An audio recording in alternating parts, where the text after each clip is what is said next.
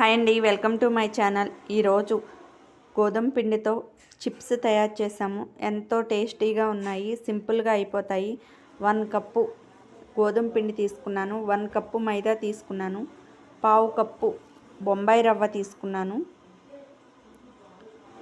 1 spoon వాము, 1 spoon కారం, 1 spoon salt వేసుకుని కలుపుకోవాలి. ఆ తర్వాత 4 స్పూన్స్ ఆయిల్ వేసుకుని మరలా కలుపుకుందాము. కొంచెం కొంచెం వాటర్ పోసుకుంటా చపాతీ పిండిలాగా మనం కలుపుకోవాలి.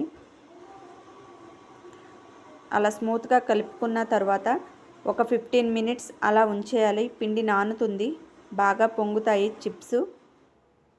మరలా మరొకసారి కలుపుకుని చపాతీలాగా చేసుకుందాము. ముందుగా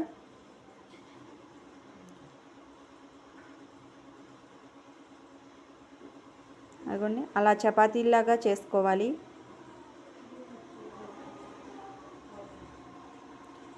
పల్స్గా చేసుకోవాలి, మందంగా చేయకూడదు, బాగా పల్స్గా చేసుకోవాలి. ఇలా చాక్తో కట్ చేసుకుని డీప్ ఫ్రై చేసుకుందాము. అవి వేస్తుంటేనే పొంగుతాయి. సోడా ఉప్పు కానీ బేకింగ్ సోడా కానీ వేయనవసరం లేదు. చూడండి ఎలా పొంగాయో. అంతేనండి, రెడీ అయిపోయాయి వేడి వేడి కారం గోధుమ పిండి చిప్స్. ఎంతో టేస్టీగా ఉన్నాయి.